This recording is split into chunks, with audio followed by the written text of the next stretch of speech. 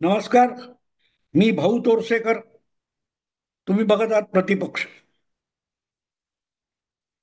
मित्रांनो, बेस्ट पतपेढीची जी निवडणूक झाली, त्या निवडणुकीचा निकाल आल्यानंतर ठाकरे बंधू कसे पराभूत झाले, भाजप वगैरे प्रत्येकाच्या प्रतिक्रिया वेगळ्या आहेत. भाजपने अगदी 2-0 एकत्र आली तरी बेरीज शून्य होतं वगैरे वगैरे सांगितलेलं आहे. आणखीन कोणी कोणी काय काय सांगितलंय. एक तर दिवटा माणूस मला असा दिसला, व्हिडिओ ऐकायला मिळाला की रात्रीच कसं काय होतंय. आपण जे बोलतोय आपण जे बोलतोय त्याचा अर्थ तरी तुम्हाला कळतो का? मतमोजणी रात्री मध्यरात्रीपर्यंत चालली असं म्हणणारा जो कोणी पत्रकार आहे, त्याच्या अकलेचं किती दिवाळं वाजले बघा. एक काळ असा होता की 3-3 दिवस, नुसतं रात्रभर नाही, जेव्हा मतपत्रिका मोजल्या जायच्या आणि बॅलेटवर, मतपत्रिकेवर, कागदावर मतदान व्हायचं, त्या मतपत्रिका मोजायला अक्षरशः 2-2, 3-3 दिवस एकेका मतदारसंघात लागलेले. 90च्या 80च्या सुमाराला किंवा अगदी स्थापनेपासून जेव्हा 15-15, 20-20 लाखाचे लोकसभा मतदारसंघ झाले, त्या मतदारसंघाची मतमोजणी व्हायला 3-3 दिवस लागलेले. ईव्हीएम मुळे हे काम सोपं झालं. नाहीतर त्या मतपत्रिका गोळा करायच्या, त्याचे 50-50चे गठ्ठे बांधायचे, मग ते वेगळे ठेवायचे, मग प्रत्येक जितके काय ते उमेदवार असतील त्यानुसार असे खोके बॉक्सेस करायचे आणि त्या बॉक्सेसमध्ये ती मतपत्रिका उघडायची, सगळ्यांना दाखवायची आणि जिथे शिक्का असेल त्या खोक्यात टाकायची. अशी करून त्यांचे वर्गीकरण केलं जायचं आणि मग त्या मोजल्या जायच्या. आणि एक लॉट पूर्ण झाला की दुसरा घ्या. ही सगळी प्रक्रिया कागदी मतदार हे का वेळ काढू असतं, त्याचा सगळ्यात उत्तम प्रयोग हा आता बेस्ट पतपेढीच्या निमित्ताने झालेला आहे. सातत्याने गेल्या 10 वर्षामध्ये, 8 वर्षामध्ये ईव्हीएम घोटाळा म्हणून जे जे रडतायत त्यांना आता रात्रीच खेळच आले असं का आठवतं? ईव्हीएम घोटाळा नकोय ना तुम्हाला? कागदी मतपत्रिका घ्या. दूध का दूध, पाणी का पाणी होऊन जाईल. यांच्यासाठी हा एक बेस्टची निवडणूक, हा एक छोटा प्रयोग होता की तुम्हालाच ईव्हीएम नकोय ना. ईव्हीएम मध्ये घोटाळा होतो, खरं खोटं काय ते कागदी मतपत्रिकेवर ठरेल, बॅलटवरच ठरेल. मग ही निवडणूक ही बॅलट पेपरवर झालेली आहे आणि त्यामुळे बॅलट पेपरच्या निवडणुकीमध्ये मतपत्रिका कागदी असताना सुद्धा ठाकरे बंधूंच्या पॅनेलचा पराभव झालेला असेल तर तो ठाकरे बंधूंचा पराभव नाहीये, तो कागदी मतपत्रिकेने ईव्हीएम विरोधकांचा केलेला पराभव आहे. कागदी मतपत्रिका वापरल्या म्हणजे मग भाजपचा पराभव होईल, हा जो सिद्धांत सातत्याने पुढे केला जात होता, त्यांना बेस्ट पतपेढीच्या निवडणूक निकालांनी सणसणीत चपराक मारलेली आहे. सणसणीत चपराक त्यांना मारलेली आहे. जे जे कोणी ईव्हीएम वर गेली 7-8-10 वर्ष शंका घेत आहेत की आम्ही इकडे बटन दाबलं तरी तिकडे कमळ वरच जातं, असं म्हणणारे जे जे कोणी आहेत, ह्या आजच्या ईव्हीएम वर शंका घेणारे जे आहेत, ते कुठलाही युक्तिवाद करत असतात, कुठल्याही टोकाला जात असतात. मग एकाच वेळेला महाराष्ट्र आणि झारखंड दोन्हीकडे एकाच वेळेला मतदान झालं. मग महाराष्ट्रामध्ये ईव्हीएमची गडबड करणाऱ्या भाजपने किंवा चुनाव आयोगाने झारखंडमध्ये गडबड का केली नाही? झारखंडमध्ये चुनाव आयोग हा भाजपचा शत्रू असतो आणि महाराष्ट्रामध्ये निवडणूक आयोग हा भाजपचा लाडका असतो. हा कुठला युक्तिवाद आहे मित्रांनो? हरियाणा आणि जम्मू काश्मीर एकाच वेळेला मतदान झालं, पण जम्मू काश्मीरच्या निवडणुकीत भाजप मागे पडतो. नेहमीप्रमाणे जम्मूत जिंकतो, पण काश्मीरमध्ये भाजपला एकही जागा मिळत नाही. तेव्हा निवडणूक आयोग भाजपचा लाडका असेल तर तो त्याला काश्मीरमध्ये का जिंकून देत नाही? 2014 आणि 2019 अशा दिल्लीच्या 7च्या 7 जागा लोकसभेच्या भाजप जिंकतो.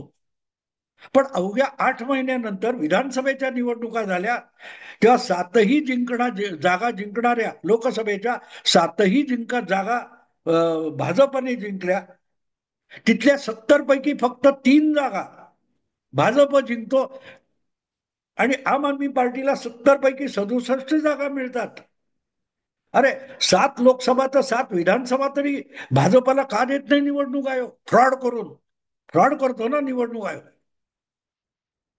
पण 70 मध्ये 67 जागा आम आदमी पार्टीने जिंकल्या, तेव्हा ती निवडणूक बरोबर असते. पण 7ही लोकसभेच्या जागा भाजपने जिंकल्या, ईव्हीएम मध्ये गडबड आहे. आणि अगदी हे करणारे आम आदमी पार्टीचे नेते, तो सौरभ भारद्वाज वगैरे, हे बघा असं केलं की असं होतं. मग तुम्हाला निवडणूक आयोगाने सगळ्या पक्षांना आव्हान दिलं, या आम्ही तुमच्या समोर ईव्हीएम ठेवतो आणि ते हॅक करून दाखवा. का नाही जात? कारण माहितीये खोटं बोलतो आपण. आपण खोटं बोलतोय हे माहिती आहे. आणि म्हणून मग पळवाट जी असते ती कशी असते? बॅलटवर घ्या. आता बॅलटवर पराभूत झाले मग काय करणार? आम्ही नालायक आहोत, लोकांनी आम्हाला लाथाडले, ढोंगणावर लाथा मारून पिटाळून लावलं, हे कबूल करणार आहे का? जे जे कोणी जे जे कोणी ईव्हीएमच्या विरोधात बोलत होते, त्यापैकी एकाही पोपटाला बेस्ट पतपेढीची निवडणूक कागदी मतपत्रिकेवर झाल्यानंतर भाजपचं काय असेल पॅनेल किंवा कोणाचंही असेल, त्यामध्ये ठाकरे बंधूंचा पराभव का झाला? मतपत्रिका कागदी असली तरीही ठाकरे बंधू का नाकारले गेले? उबाठा का नाकारली गेली? याच्यावर का बोलत नाहीत आता? इथे ईव्हीएम पण नाहीये, निवडणूक आयोग पण नाहीये, मग काय प्रॉब्लेम आहे? कारण आपण खोटं बोलतो हे त्या असले युक्तिवाद करणाऱ्या प्रत्येकाला ठाऊक असतं. आणि म्हणून जो माणूस खोटा बोलतो, तो मीडियातला असो किंवा संजय राऊत असो, आज त्या पतपेढीचे निकाल आल्यानंतर संजय राऊतकडे गेलेल्या एकाही पत्रकारांनी त्यांना विचारलं नाही की बाबा तुम्ही रोज ईव्हीएम ईव्हीएम ईव्हीएम करता, बेस्ट पतपेढीच्या निकालामध्ये काय त्या मतदानामध्ये ईव्हीएम नव्हतं, तुम्ही ज्याला सतत आग्रह धरता तसं कागदी मतपत्रिकेवर मतदान झालंय आणि त्यामध्ये तुमचा पराभव झालाय, भाजपच्या तथाकथित पॅनेलचा विजय झालेला आहे. म्हणजे तुमची शंका दूर करायची यासाठी 3-3, 4-4 दिवस मतमोजणी चालेल इतकी निवडणूक प्रक्रिया लांबवायची का? तर संजय राऊत काय ते राहुल राहुल गांधी किंवा अशा शंकासुरांचं शंका निरसन झालं पाहिजे. म्हणून निवडणूक प्रक्रिया भले 25 दिवस लांबवा, मतमोजणी 10-10 दिवस लांबवा, कशासाठी? आमच्या शंका दूर करा, मग पारदर्शक होईल. अरे पारदर्शक तुम्ही मानण्यावर नसतं. जर मतं दिली त्याच्यात गफला झाला तर लोक रस्त्यावर उतरतात. लोक गप्प बसणार नाहीत. एवढा मोठा घोटाळा मतदानमध्ये झाला तर लोक गप्प बसणार नाहीत. मार्कडवाडीमध्ये घोटाळा झाला, बाकीच्या मतदारसंघात कुठेच घोटाळा झाला नाही, म्हणून मार्कडवाडीचं नाटक चाललं होतं. शरद पवारांसारख्या बुजुर्गाने नाटक करायचं, पोरांबरोबर झिम्मा फुगड्या खेळायच्या. त्या सगळ्यांना चपराक बसली. ही शरद पवारांना सुद्धा चपराक आहे. जे कोणी उत्तम जानकर किंवा त्यांचे मार्कडवाडीमध्ये नाटक करत होते कागदी मतदानाचं, त्यांना बेस्ट पतपेढीच्या निकालांनी आणि मतदानाने सणसणीत चपराक मारलेली आहे. ईव्हीएम ईव्हीएम बोलणारे कोणी विचारला प्रश्न संजय राऊत ना? कोणी हे असे शंका व्यक्त करणारे जे लोक आहेत ईव्हीएम वर, त्याला एकाही पत्रकाराने बेस्ट पतपेढीच्या निकालानंतर हा प्रश्न विचारला नाही की तुम्ही आग्रह धरत होता ना कागदी मतपत्रिकेचा, बॅलट पेपरचा, तर बेस्टची निवडणूक ही बॅलट पेपरवर झालेली आहे. आणि त्यामुळे बॅलट पेपरवर सुद्धा तुम्ही पराभूत होता आणि तो पराभव स्वीकारण्याची मानसिकता तुमच्याकडे नाही, कारण तुमचा लोकशाहीवर विश्वास नाही, तुमचा संविधानावर विश्वास नाही, तुमचा मतदानावर विश्वास नाही, तुमचा मतदारावर विश्वास नाही. का नाही विचारत हा प्रश्न? ते सगळे कॅमेरे घेऊन धावतात, हे इतके निर्बुद्ध आहेत आणि इतके धोंडे दगड आहेत की योग्य प्रश्न त्यांच्या डोक्यात सुद्धा शिरत नाही. की हा विषय, पतपेढीचा विषय छोटा आहे, पतपेढी छोटी संस्था आहे, पण तिथे एक प्रयोग झालेला आहे. ईव्हीएम वापरलेलं नाही, कागदी मतपत्रिका वापरली आहे. आणि तुम्हाला जो काय कौतुक होतं, दूध का दूध पाणी का पाणी, मग दूध का दूध पाणी का पाणी त्या छोट्या प्रयोगात झालेलं आहे.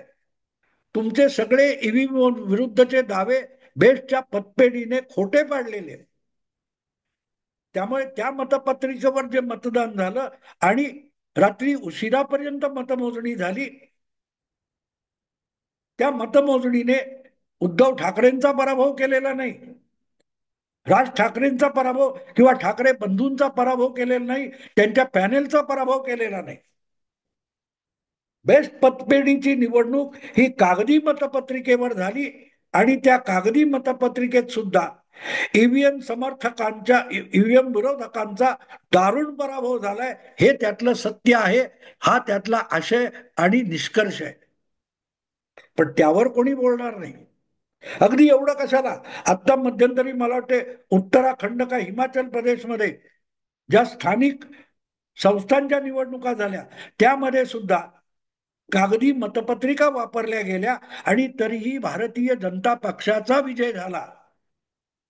पण तेव्हा कोणी ईव्हीएम बद्दल बोलणार नाही, कारण ते आपल्या थोबाडीत मारल्यासारखं होतं ना. मीडियामधले सगळे काँग्रेसची इकोसिस्टीम चालवणारे किंवा भाजप विरोधाची इकोसिस्टीम चालवणारे सेक्युलर पुरोगामी भरलेले आहेत. ते तुम्हाला माहिती देण्यापेक्षा कुठली ना कुठली महत्वाची माहिती तुमच्यापासून लपवण्याचा उद्योग करतात, त्याला ते पत्रकारिता म्हणतात. अन्यथा हा विषय ठाकरे पराभूत, ठाकरे बंधू पराभूत तिकडे जाण्यापेक्षा कागदी मतपत्रिकांनी ईव्हीएमच्या विरोधकांचा पराभव केला ह्या निष्कर्षाप्रत यायला पाहिजे होतं. आणि शिवसेनेचा असेल, काँग्रेसचा असेल, त्या नेत्यांना प्रश्न विचारताना विचारलं पाहिजे की आता मतपत्रिकेवर मतदान झालं आणि त्यात तुमची बाजू का पराभूत झाली, तुम्ही याच्यावर विश्वास ठेवता का?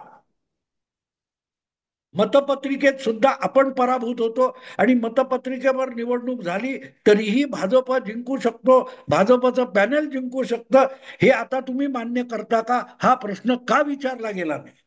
कारण कोणीही खरा पत्रकार राहिलेला नाही. चाय बिस्कुट पत्रकार किंवा एचएमव्ही पत्रकार असं जे भाजपवाले आरोप करतात, त्याला यातून बळकटी मिळते. जो प्रश्न मी आज विचारतोय की ज्या मीडियाने गेल्या आठवड्यावर नगण्य अशा बेस्ट पतपेढीवर इतकं काहूर वाजवलं होतं, ठाकरे बंधू एकत्र आले, ठाकरे बंधू एकत्र आले, ठाकरे बंधूंची काय ती लिटमस टेस्ट, आणि यामध्ये विजयी झालेला 21 मध्ये 14 जागा जिंकणारा शशांक राव याचा उल्लेख सुद्धा या गेल्या आठवडाभर चाललेल्या बातम्यांमध्ये होत नव्हता. दरेकर आणि प्रसाद लाड यांचं पॅनेल, दरेकर आणि प्रसाद लाड यांचं पॅनेल विरुद्ध दोन ठाकरे बंधूंचं पॅनेल. अरे शशांक रावाचा उल्लेखच कुठे नव्हता. मीडिया जर प्रामाणिकपणे बातम्या देत असेल तर मग माझा आणखीन एक प्रश्न आहे की तुम्ही दरेकर आणि प्रसाद लाड विरुद्ध ठाकरे बंधू या बातम्या ब्रेकिंग न्यूज रंगवताना तुमच्या तोंडून चुकूनही शशांक राव हे नाव का आलं नाही?